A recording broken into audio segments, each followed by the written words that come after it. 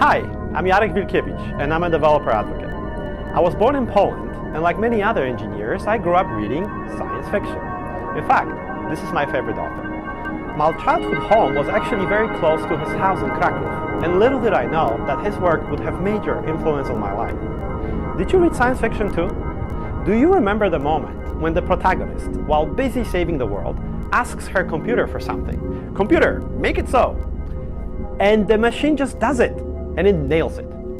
Now, why can't the real world be more like this?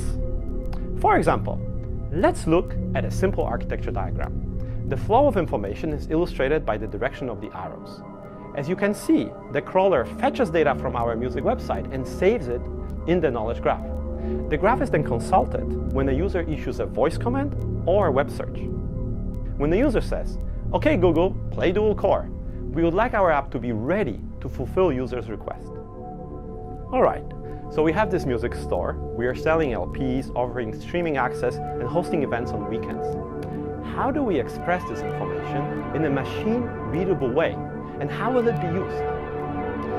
Does this mean that our music app will now be triggered when the user asks Google to listen to the music we have marked up? Oops! Or maybe not. Why isn't this working? Let's look at the Android manifest of our sample music app. Oh, we forgot to include the intent filter. We may need to fix that. Media play from search handling was missing from our manifest. Now we can try again. Sure enough, the music starts playing. All right. Imagine you walking in the forest and you encounter an object. What questions come to your mind? First of all, what is this? Is this a stick? Obviously, it's a stick. Secondly, what can I do with it? If you are a child like this little fellow, poking somebody with it may sound like a great idea. Or if you're older, you can probably use the stick as a walking aid. Find some more sticks, and maybe you can use them to build a shelter. Or you can use them to keep warm on cold winter nights. As I told you earlier, the many useful and not so useful things that can be done with it are called affordances. An affordance is a quality of an object or an environment which allows an individual to perform an action. What does this have to do with schema.org actions? Let me explain. This is Sean. We both like music. Sean likes to DJ and spin dance LPs in his free time. One day, we would love to open a record store. We would curate an awesome selection of LPs, and on weekends, we would invite our favorite artists to give concerts at our store. Now, wouldn't that be great? Our music selection would of course be available for purchases online. We would offer web and mobile streaming access as well. Since today, most music recommendations are provided by computers, we would want to make it easy for computers to discover and understand what we have to offer. For example, the artist dual core is a band, which is different than the concept of dual core. As far as the strings are concerned, these two are equal, but to a user who is asking their phone to play dual core, the difference is quite clear. Dual core the band is assigned a machine ID in the graph. We like to refer to these types of object-based identifiers as things, not strings.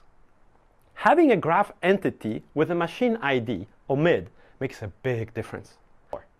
All right, what do we do next? We can run the crawler to make sure our markup is correct. The crawler parses the JSON-LD markup and transforms it into a graph database called triples. It looks like this, a simple architecture diagram. The flow of information is illustrated by the direction of the arrows. As you can see, the crawler fetches data from our music website and saves it in the knowledge graph.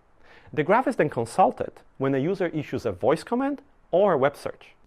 Now we can hit the play button and enjoy. All right. Let's think about the search use case for a second. A lot of them. Not all of them apply to all entities though. For example, listen action may not work very well with a stick. Okay, let's look at another affordance called the search action. Remember my story about the stick? As I told you earlier, the many useful and not so useful things that can be done with it are called affordances. An affordance is a quality of an object or an environment which allows an individual to perform an action. What does this have to do with schema.org actions? Let me explain. I am very excited about the potential of schema.org actions. I think it's a step towards making the dream I shared with you in the first video a reality. If this sounds intriguing to you, it sure is for me. See the second video where my colleague Barak will show you how the output of the crawler can be loaded into an open source database called Kaylee. Barak will also show you how you can join the music store data with Freebase, a free structured data repository with millions of people, places, and things. If you would rather skip ahead and learn more about how the entities published on our music store website work in conjunction with schema.org actions, see the third video in this series. Better yet, clone the repository that we have shared and play around with the code before you proceed to the next video. Thank you and have a great day.